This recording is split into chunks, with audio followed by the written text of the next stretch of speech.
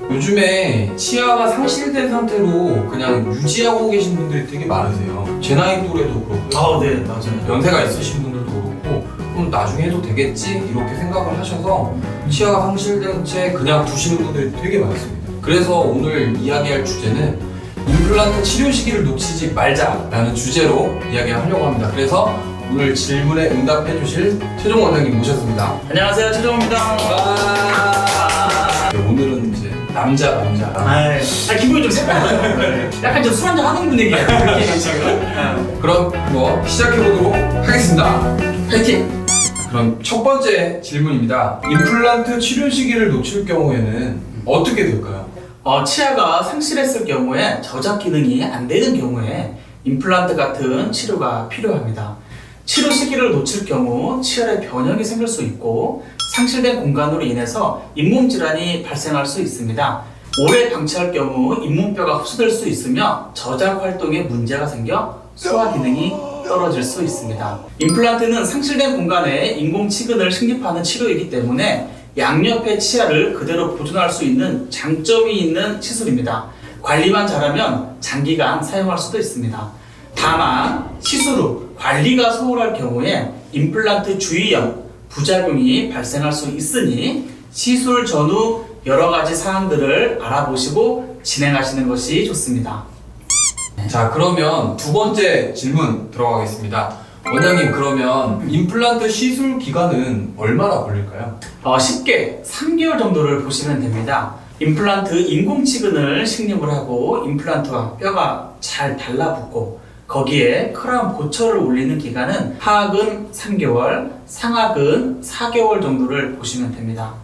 만약에 잇몸뼈, 치조고르 상태가 좋지 않아서 치조고를 이식을 하셨거나 상악동 거상술을 받으셨다면 기간은 3개월에서 9개월 정도 추가될 수 있습니다.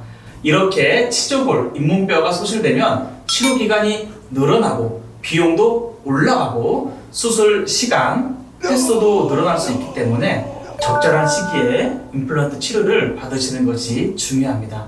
임플란트와 뼈가 잘 달라붙는 과정이 중요하니까 너무 서두르기보다는 충분한 시간을 가지고 치료에 임하시는 것이 안전하고 건강합니다. 잘 들었습니다. 네. 역시나 결국에는 적절한 시기에 치료를 받는 것이 굉장히 중요하네요. 만약에 이거를 상실된 치아를 오랫동안 놔두면 이 치료가 가능한가요? 기간도 중요하지만 어떤 상태냐에 따라 다를 것 같아요. 만약에 치아가 많이 쓰러졌거나 네. 잇몸이 많이 안 좋으면 그에 따른 적절한 잇몸 치료와 교정 치료 등이 필요할 수 있고 그렇지 않고 잘 보존이 되어 있다면 바로 인공치근을 식립해서 임플란트를 할 수 있을 것 같습니다. 알겠습니다. 휴지 잠깐 있나요? 되게 번질번질하네 아까 모니터 보니까. 근데 왜 이 화장지에서 발냄새가 창민쌤 일부러 지금 밟고 있는 거 같은데. 세 번째 질문으로 한번 가보겠습니다. 그럼 임플란트 사후 관리가 많이 힘든가요? 임플란트 관리는 크게 두 가지를 보시면 됩니다. 첫 번째, 인공치근을 건강하게 관리하고 사용하기 위한 잇몸 관리와 두 번째, 임플란트 크라운을 잘 사용하기 위한 보철 관리입니다. 임플란트 주위염이 생기지 않도록 꼼꼼한 양치와 잇몸 관리를 잘 해주셔야 되고 사용하다 보면은 임플란트 크라운이 빠지거나 그 안에 나사가 풀릴 수 있으니 치료 후에 사후 관리가 이루어지는 등 적절한 치료를 위해서 치료한 치과 의사와 상의가 필요합니다. 적절한 치료를 위해서는 치과에 꼭 자주 내원하시고 꼼꼼하게 체크를 의사 선생님께 받는 게 굉장히 중요할 것 같습니다. 마지막 질문인데요.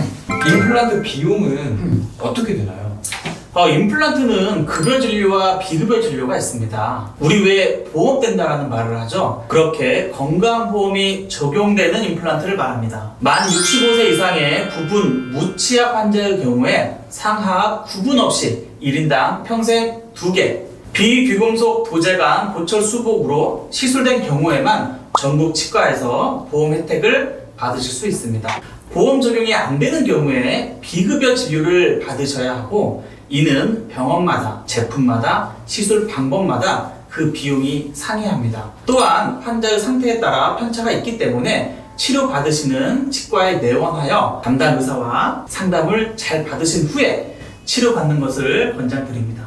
근데 생각보다 원장님 이 보험 진료에 대한 내용을 모르시는 분들이 상당히 많더라고요. 많은 분들이 좋은 정보를 많이 알고 계셨으면 좋겠습니다. 네, 저도 그렇게 생각합니다. 자, 그러면 오늘 준비한 네. 응답하라 치과의사 임플란트 편 영상은 여기서 마치도록 하겠고요. 그럼 마지막 인사드릴게요. 네. 안녕.